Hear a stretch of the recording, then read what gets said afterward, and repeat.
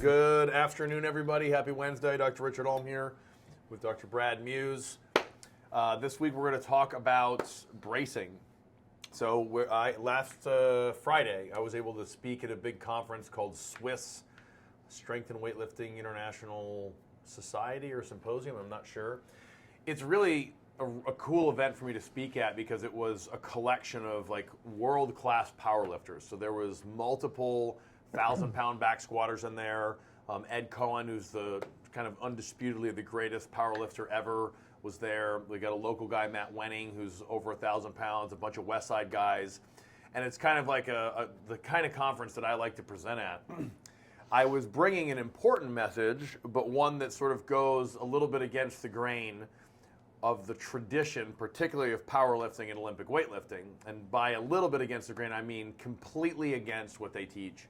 So today we wanted to just kind of talk a little bit about maybe the bracing that we teach here and how it might be beneficial not only for reducing your risk of injury, but also improving performance. And so the talk went well.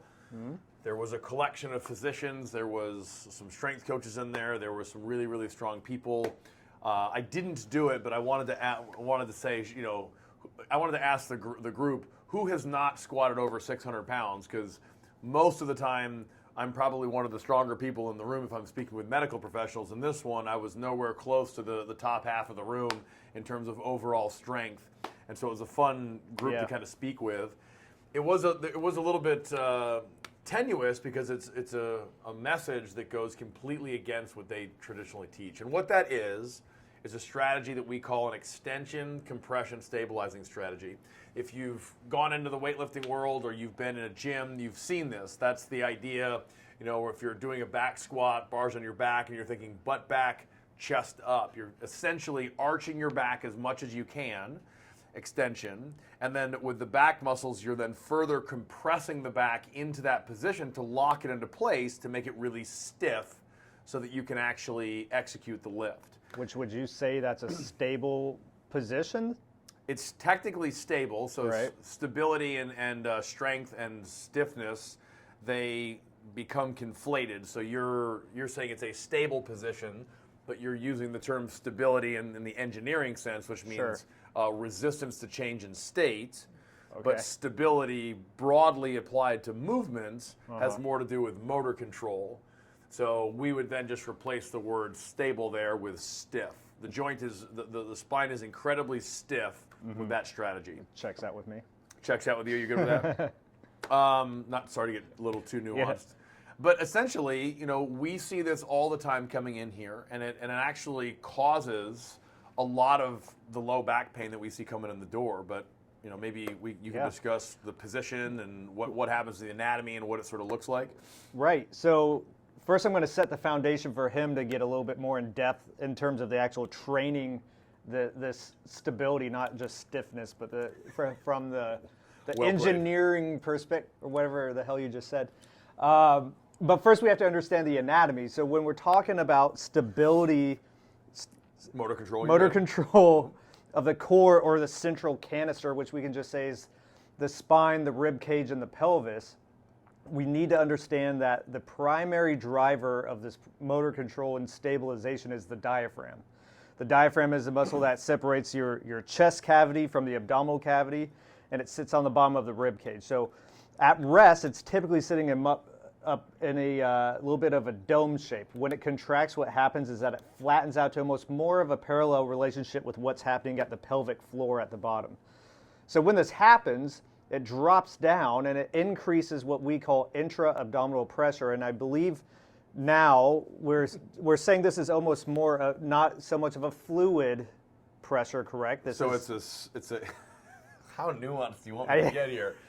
It is a semi-solid, semi-liquid substance in there that behaves more like a solid. Yeah. Because when you push on it, it has not only magnitude, but it also has direction. What does that mean?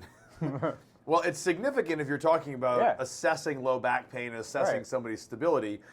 Liquid, again, this is way in the weeds. liquid has magnitude but no direction. So if you take a water bottle, like a plastic water bottle that's half full, right? It's actually fully liquid. It's, water on the bottom, gas on the top, but that's still all a liquid. If you squeeze the water bottle, the pressure pushing on all edges of the bottle is the same. There's no direction. You can't push air in a specific direction. It just moves in all directions. A solid, though, has both magnitude and direction. And this is important because when the diaphragm contracts, you want to think of it as almost like pushing, a bag of sand around in there. So you can push that back against the spine, which is really important to create a ton of stability and even stiffness in the front. It's not just a matter of the back muscles, but also, you're pushing this object against the spine. You can push it down against the pelvic floor, out against the abdominal wall, and that semi-solid object is going to sort of connect the diaphragm with all the muscles that he talked about, the abdominal corset, internal oblique, external oblique, transverse abdominis, and then, of course, the pelvic floor.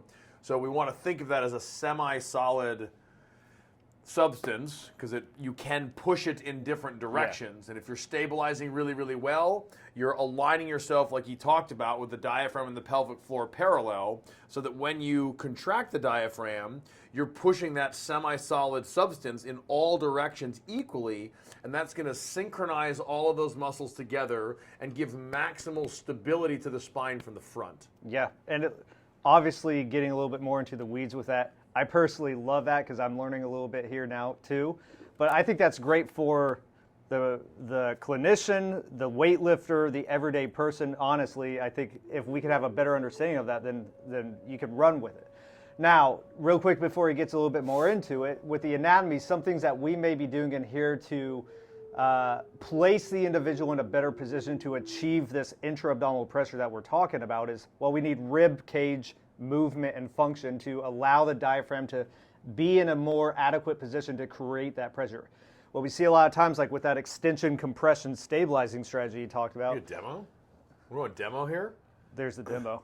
So we see overactivity of these big extensors of the spine. We see overactivity of these hip flexors, which combined together create this extension and compression. Well, if you look at my rib cage now through here, it's going to be more in this oblique position. In this position, the diaphragm is not in a optimal position to create this intra-abdominal pressure. What I need is elongation of the spine and the rib cage to be able to drop down to more of this parallel position with the pelvis. So we may do things like the adjustment or some soft tissue work. I may really use things like respiration to drive the rib cage down. So like when we have someone fully exhale, you can further encompass that downward movement of the rib cage. So what I look at, like what I'm doing initially on the table in here, is can I just get you into a better position where then we can go and train this intra-abdominal pressure? Because otherwise, if we have things like joint fixation or soft tissue hypertonicity, well, we're going to have a much harder time training that concept. So that's where like the clinician / strength coach thing is huge. Yeah, and where it's important is all the stuff that he was discussing, getting the ribs in the right position, teaching you how to activate your diaphragm, teaching you how to pressurize your abdomen. All of those essentially go into protecting the soft tissues of the body, or the passive tissues of the body. So if you're using an extension compression stabilizing strategy, I call that an active loading strategy, because you are passive loading strategy. You're intentionally loading the passive tissues. In this case, you're increasing the load on the discs, which is the vast majority of the low back pain that walks into the door is going to be discogenic in nature, coming from the disc. And it also loads the bones on the back of the neck, so that's osteogenic. And by using that extension and compression of the spine, you're massively increasing the load going through those structures.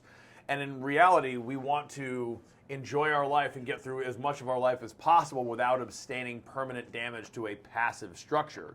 Mm-hmm. If you stabilize the way that Brad described, then they're going to be able to pressurize and stabilize the abdomen and protect the spine in a way that doesn't actually overload the passive tissues. So a lot of times when somebody comes in and they're doing all the stuff that Brad was talking about, the end goal here is to reduce the chronic load on the passive tissues, the discs, the bones, the ligaments, the labrum, whatever it is. So the bracing, with this intra-abdominal pressure is incredibly important to be able to get it to where you can perform at a level that you want, but then also you can do so in a way that does not compromise your tissues. Right. And just to make this clear, yes, we're talking a lot about like 1,000-pound plus squatters, deadlifters, things like that. I'm treating a postpartum female right now who, think about your pregnancy patients. Your center of gravity is literally shifted forward because you have this bowling ball sitting in your abdomen, and what does that do? Pulls you into that. Pulls you right back into this. Yep. So this isn't just for our heavy power lifters. We got to train this pattern out of almost anybody and everybody. Yeah, it's a very, very common pattern. It's more pronounced in your powerlifting athletes, obviously, but we see just normal everyday people that don't even use weightlifting as a form of fitness coming in the office all the time. So we got to tell you at least how to do it. So what you want to be able to do is you're going to have your hands on either side. Remember, you want to think of intra-abdominal pressure as an outward pushing force in the abdomen, okay? So when you have your hands on all sides, you should be able to kind of pressurize your belly. You're essentially contracting your diaphragm, and you should feel your fingers move apart in all directions. That means that the diaphragm is pushing that semi-solid substance out against your abdominal wall, back against your spine to create that stability. So you can either try to practice just sort of pushing out in all directions, or if you do like a kia, that would be way too loud if I actually did it with the mic right now. You could do like a quick like kia that you might do, if you're in martial arts or whatever, if you're chopping wood, whatever the case may be. That quick kia sort of teaches you how to get a pretty good brace when you do that. If you can use that kia or that outward pushing force when you're picking up your kid or getting out of the car or doing traditional weightlifting in the gym, that's going to have a massive impact on reducing your low back pain and actually increasing your performance. Yeah, I love how many times you said Kia there. This week we are sponsored by Kia. Last week was Liquid Death. Yeah. But yeah, so this is something that applies across the lifespan and in all different populations. So we hope you guys got something out of this. Do you have anything else? Well, we reviewed that, and then also we're going to send out, I'm going to write a little bit of a review that we're going to put out here in a couple weeks on the email. So if you're not getting those, maybe just sort of check or pull them out of your spam. They're just weekly informative emails that we just kind of send out that are not designed to sort of annoy people. They're usually quick 2 to 3 minute reads. But I'm going to have that on there, so there'll be some better diagrams so that you guys will have a better understanding of what we're talking about with the diagram. If you're actually not on the email list, then go ahead and just comment below or contact us at office@columbuscrc.com, and then we'll just kind of put you on the list.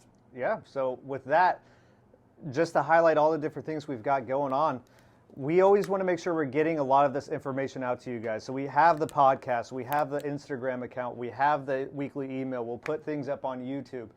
All of this stuff is out there, so beyond this podcast, go check out the YouTube page or the Instagram and you'll find videos on this. So if beyond that you guys have any questions for us, as always, reach out to us. And other than that, hope you guys enjoy this beautiful fall day. It's getting a little bit chilly, but we're almost in winter, so enjoy it while you can. Nailed it. Have a good one, guys. See you guys.